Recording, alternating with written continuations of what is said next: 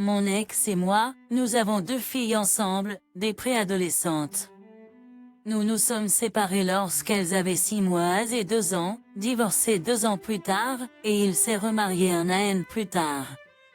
Je ne me suis jamais entendu avec sa femme parce qu'elle semble convaincue qu'elle est la mère de mes enfants. Cela n'a fait qu'empirer depuis que je me suis remariée et que je me suis installée ailleurs. J'ai essayé d'obtenir la garde principale des enfants lorsque je me suis installée. Malgré tout, les 2 enfants ont demandé à rester avec leur père, et leur avocat a plaidé qu'ils partageraient une chambre avec mes beaux-enfants et iraient à l'école publique à la maison. En revanche, leur père a une maison 3 fois plus grande que la mienne où ils auront leur propre chambre, et ils iront dans une bonne école privée. Donc, je les ai tous les 2 les week-ends. Sa belle-mère me contactait constamment à propos des aliments qu'il aime ou n'aime pas, sont sensibles, ne voulant pas que les enfants aient à partager leurs jouets et veillant à ce qu'ils nient. Et pas de moquerie de la part de mes beaux-enfants. Rien ne s'est produit. Ma plus jeune fille est juste sensible, et elle a besoin d'utiliser quelque chose comme une veilleuse ou une machine à bruit blanc la nuit. Chaque fois que je lui disais de reculer, je savais ce que je faisais avec mes propres enfants, mais elle n'a jamais écouté. Ensuite, elle a commencé à les chercher au lieu de leur père. Je lui ai dit que je ne laisserais pas les enfants partir avec quelqu'un d'autre que leur père. Et ils nous ont même emmenés au tribunal à ce sujet et ont réduit ma garde à des visites à leur domicile pendant presque 2 ans. Maintenant, je les ai de nouveau tous les 2 les week-ends, et j'ai commencé à réaliser qu'ils l'appellent maman ou maman. Ils ne m'appellent pas, et ils ne m'appellent que par son prénom. J'ai essayé de les corriger chaque fois qu'ils l'appelaient maman, mais elles me regardaient et leur disaient que c'était ok. Et qu'ils pouvaient l'appeler ce qu'ils voulaient. J'ai finalement dit que je ne voulais pas qu'il vienne me voir s'il insistait pour appeler une autre femme maman, mais ne m'appellerait même pas maman. Ils n'ont pas rendu visite ou appelé depuis plus d'1 mois. Une partie de moi pense qu'ils ont simplement retourné les enfants contre nous et veulent aller en cours pour une aliénation parentale. Mais une partie de moi veut simplement laisser tomber et me concentrer sur ma nouvelle famille. Est-ce que je suis l'idiot de leur avoir dit de ne pas venir nous voir s'ils insistent pour appeler une autre femme maman, mais pas moi? Tu es l'idiot. Wow. Félicitations pour être moins mature que vos filles adolescentes. Il semble que tu sois jaloux de ton ex et de la belle-mère et que tu privilégies cette jalousie à ce qui est le mieux pour tes enfants. Refuser de laisser la belle-mère venir chercher les enfants est très révélateur, même lorsque cela signifie réduire la garde des enfants. Il semble que tu te soucies d'être blessé, pas de blesser tes propres enfants. C'est triste. Info, que s'est-il passé entre la fille et la belle-mère concernant l'utilisation du mot maman? Rien ne s'est passé entre la fille et tes belles-filles. Elle est juste sensible et pourrait utiliser un peu de renforcement de la part de ses demi-frères des sûrs. Il n'y a rien à voir ici. Voilà pourquoi ces enfants ne veulent pas être autour de leur mère. Je lui ai dit que je ne laisserais personne d'autre que leur père venir les chercher.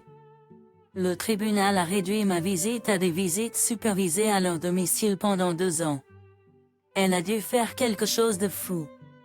Qui sait combien de façons elle les abîme aussi avec sa toxicité et son immaturité. Oh, j'ai dit comme, ok, mais qu'est-ce que tu as fait? Même la garde initiale de ne les avoir qu'un week-end sur 2 est anormale. Il n'y a aucun moyen que ce soit juste parce que la maison du père est plus grande et qu'ils peuvent aller à une école privée parce que quand il s'est remarié, le plus jeune n'était même pas encore à l'école. Waouh, une femme essaie d'apprendre des choses sur ses belles-filles pour en prendre mieux soin. Et le rêve. Elle n'essaie pas de vous retourner vos enfants contre vous. Elle essaie d'être une bonne belle-mère, et vous les punissez. Vous savez, certains beaux-parents essaient activement de se débarrasser de leurs beaux-enfants. Vous avez l'air amer qu'il aime vraiment cette femme, et vous omettez clairement beaucoup d'informations. et même les informations que vous fournissez démontrent pourquoi les tribunaux ont pris les décisions qu'ils ont prises. Au-delà de cela, votre propre entêtement et votre haine pour la belle-mère se voient, et les enfants le voient. Bien sûr, ils ne veulent pas être près de vous, ni vous appeler maman. Vous ne vous comportez pas comme tel. Mon mari et moi avons 3 enfants, un fils adolescent, une préadolescente et une jeune adolescente. Notre fils a trouvé un travail à temps partiel en tant que maître-nageur dans une piscine. C'était un bon travail pour lui. Il aimait cela et était heureux d'avoir de l'argent. Le problème était que son patron était stupide pour accorder des congés. Notre famille loue une petite maison de plage chaque année que nous louons depuis l'année où j'étais enceinte de mon fils. Bien sûr, les enfants l'adorent tous et l'attendent avec impatience. Eh bien, mon fils a parlé de la semaine où il s'est inscrit à son patron, mais il l'a nié parce que c'était seulement 6 semaines après qu'il a commencé là-bas. Nous avons été clairs qu'il en est toujours y aller. C'est juste un travail à temps partiel, et il y a 1 million de ceux-là. Il a protesté, mais nous l'avons fait y aller. Et son patron l'a renvoyé. Il était furieux tout le temps. Il a refusé de faire quoi que ce soit en famille ou de nous écouter. Donc il a été mis en quarantaine quand il est rentré. Ce n'est pas que nous ne lui faisons pas confiance pour rester seul à la maison ou quoi que ce soit comme ça. Nous ne voulons simplement pas qu'il privilégie le travail en famille, surtout les week-ends. Il a trouvé un travail dans une autre piscine 2 semaines plus tard, alors ce n'est pas comme si cela l'avait affecté de quelque manière que ce soit, mais il en garde toujours rancune. Il prétend que nous ne respections pas ses choix, et il a raison. Nous ne le respectons pas pour essayer de choisir son travail plutôt que le temps en famille, mais nous ne lui en voulons pas parce qu'il est juste un adolescent. Vous l'avez forcé à partir en vacances, lui coûtant son travail et son revenu. Ensuite, vous l'avez mis en quarantaine parce qu'il était en colère? À moins que vous ne vous soyez engagé à compenser son revenu, je ne vois pas comment vous avez été juste. Les enfants ont-ils aimé les vacances annuelles, ou est-ce vous? Vous l'avez fait perdre son travail. C'est un adolescent. Ce n'est pas comme s'il donnait la priorité au travail par rapport aux vacances à son âge. Il vient à peine de commencer et maintenant il a un emploi qui ne peut pas être utilisé pour une recommandation. Qu'as-tu accompli ici? Ton fils a été licencié, a gâché les vacances, n'en a rien retiré et a appris que tu ne le respectais pas. Comment exactement est-ce que cela valorise la famille? Tu devrais t'excuser si tu espères le voir après qu'il ait obtenu son diplôme. Non seulement tu lui apprends que les fortes valeurs de travail ne sont pas importantes, mais tu lui apprends aussi que ses émotions négatives ne sont pas valables. Il est en colère contre toi parce qu'il essaie de devenir indépendant, et tu le retiens réellement d'une manière très contrôlante. Essaies-tu de garder ton petit bébé qui ne grandit pas et ne devient pas un homme, maman? Ce n'est plus un petit garçon. Et il avait un engagement ailleurs. Ensuite, tu l'as puni pour être justement mécontent lorsqu'il a été licencié. Laisse ton enfant grandir et ensuite tu dois le laisser partir. Mon mari et moi avons 2 filles, une adolescente et presque adulte. Mon mari et moi étions toujours très introvertis. Nous nous sommes rencontrés au travail, et je ne sais toujours pas comment nous en sommes venus à sortir ensemble, mais je suis heureuse que nous l'ayons fait. Les 2 avons quelques amis, mais après notre mariage et surtout une fois que les filles sont nées, nous nous sommes progressivement éloignés de tout le monde. Notre aînée est exactement la même. Elle n'a pas d'amis, ce qu'elle apprécie. Elle ne trouve pas la socialisation très enrichissante et préfère rester seule. Nous l'avons même mise en relation avec un thérapeute il y a quelques années pour nous assurer qu'elle allait bien. Et c'est juste une personne introvertie. Notre plus jeune, en revanche, est un papillon social. Elle a environ 8 meilleures amies et semble connaître toute sa classe. Depuis qu'elle a eu son premier téléphone cette année, elle discute et échange constamment avec des gens. Le reste d'entre nous disparaît simplement dans nos chambres après l'école et le travail, alors elle passera toute la journée à bavarder. Nous sommes solidaires. Il va sans dire qu'elle a des besoins différents du reste d'entre nous, et nous devons y répondre. Le problème est que nous préférons une maison calme. La période de la petite enfance était insupportable. Et même notre aîné, eux, aiment le calme. Nous voulons que notre maison soit un endroit calme et détendu, ce qui a tendance à entrer en conflit avec une bande d'adolescents qui courent partout. Donc, nous lui permettons de fréquenter ou de dormir chez ses amis, mais nous n'autorisons pas ces derniers à se réunir ici. Nous leur avons expliqué qu'il serait trop perturbant pour le reste d'entre nous et nous voulons la tranquillité d'esprit dans notre maison. Elle nous a traités d'égoïstes et nous a même traités de reclus. Maintenant, elle ne nous parle presque plus et ne parle même plus à sa sœur, avec qui elle est très proche. J'aimerais savoir si nous ne répondons pas suffisamment à ses besoins. Et peut-être que nous sommes égoïstes. L'introversion ne signifie pas que l'on ne peut pas avoir de compétences sociales. Je suis fatigué d'entendre d'autres introvertis utiliser leur introversion comme excuse. Vous échouez activement en tant que parent pour votre fille. Est-ce qu'elle a besoin d'avoir des amis tous les jours? Non, mais jamais.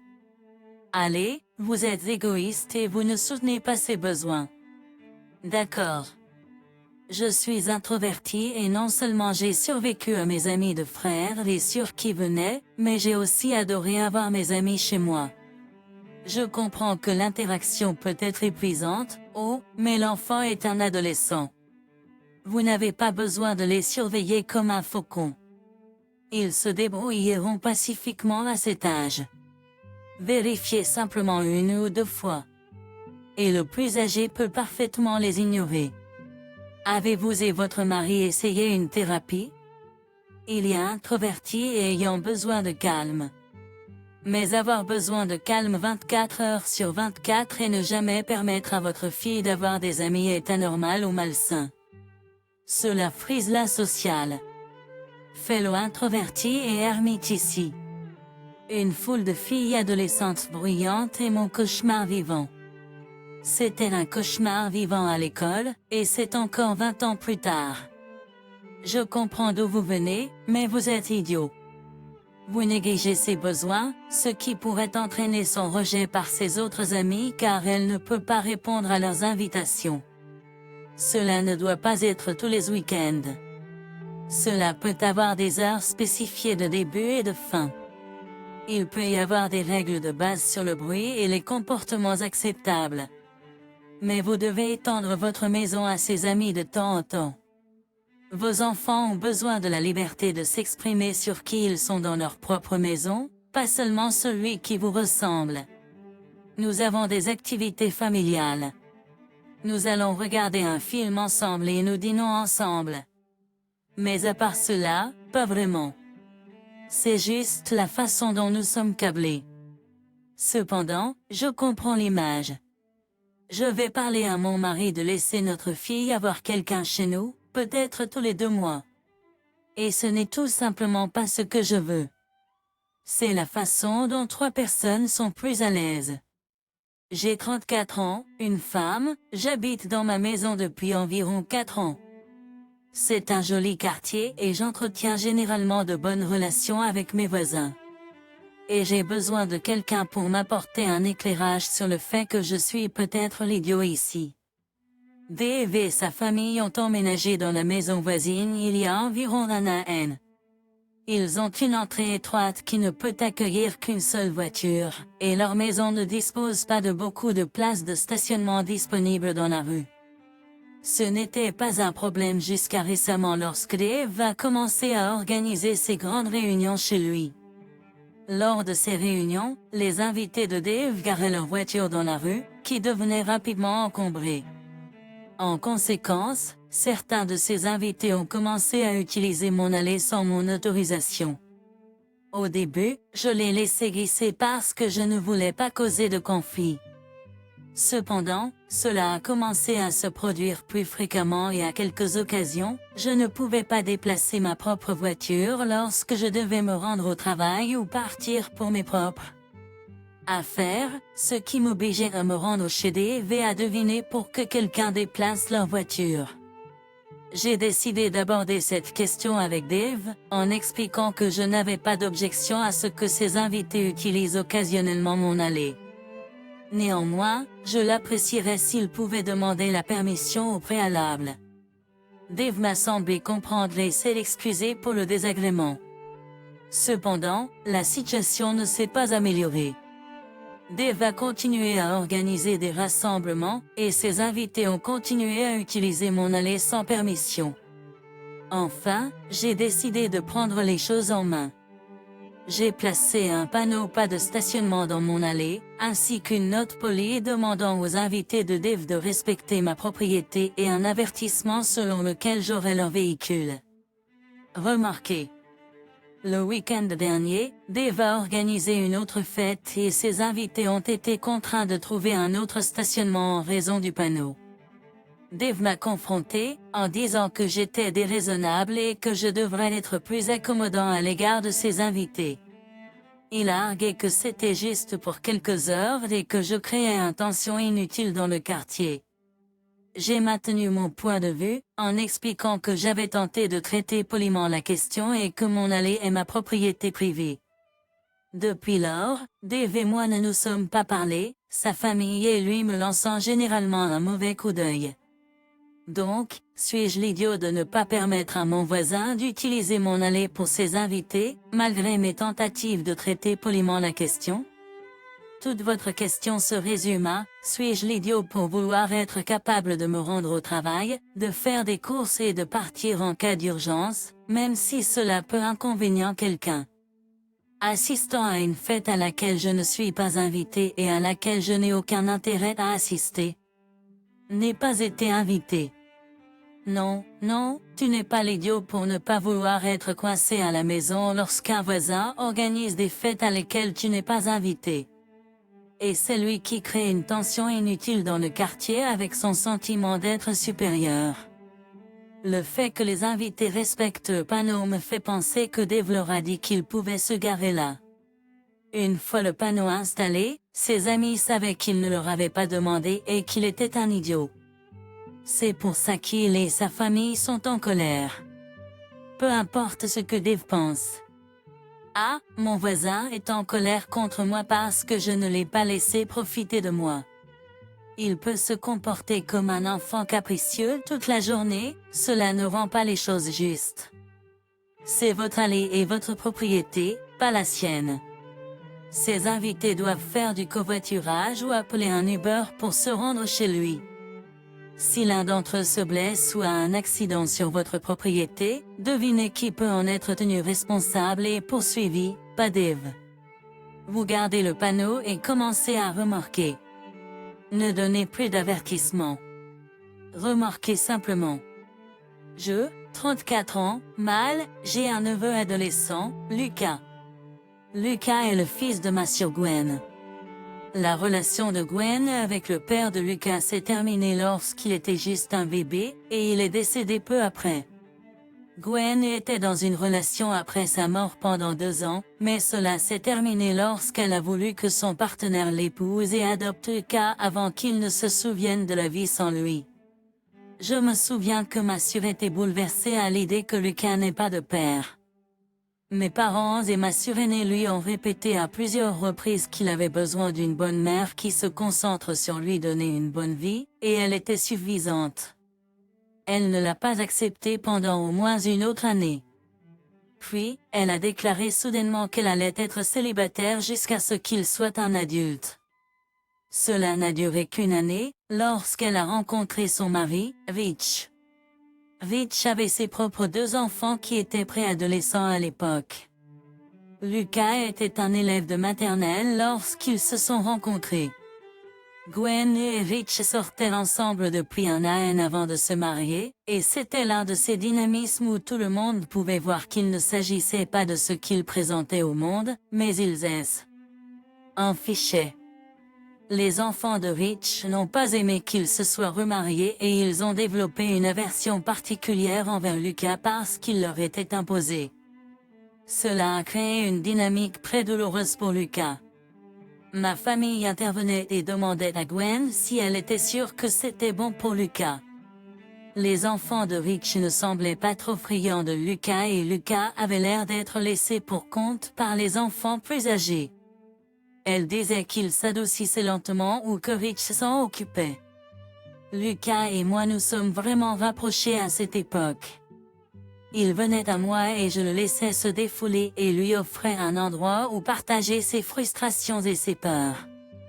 Il a mentionné à maintes reprises que Gwen ou Rich l'amenaient avec eux et qu'ils partaient et l'abandonnaient dans des endroits comme le centre commercial ou le parc.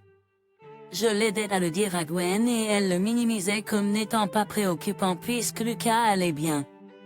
Je disais à Gwen que Lucas avait vraiment du mal à trouver sa place lorsqu'elle lui disait une chose et que les enfants lui disaient autre chose.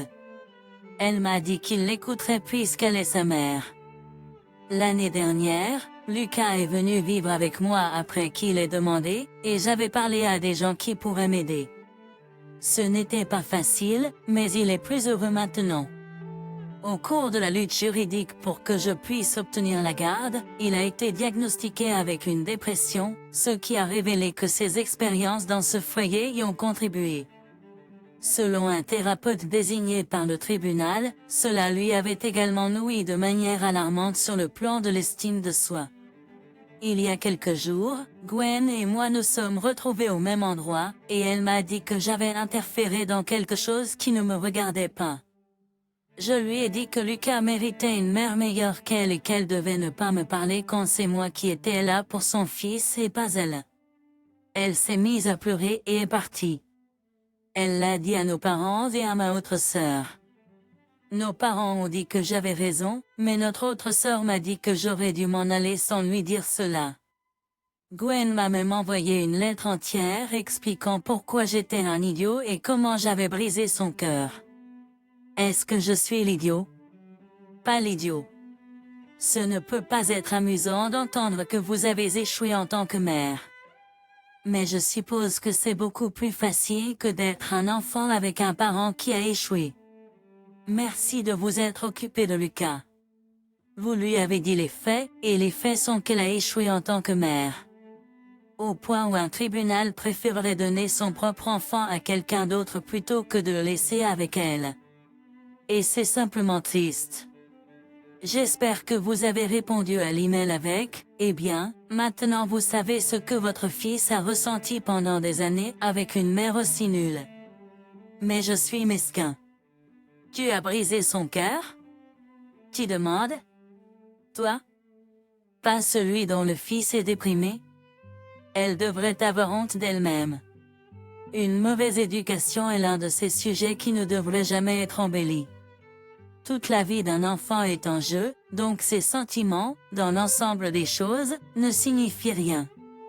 Seulement lorsqu'elle pourra admettre pleinement qu'elle a été une mauvaise mère et a échoué envers Lucas, des progrès pourront être réalisés. Vous êtes toutes les deux des idiotes. Je dis. Oui, toutes les deux. Vous répondez. Votre autre sur vous disant que vous auriez dû partir, évidemment, ne se soucie pas assez de Lucas pour se lever pour lui comme vous l'avez fait. Cela semble parfaitement bien avec lui étant traité de cette façon. Je suis tellement heureux que vous l'ayez aidé.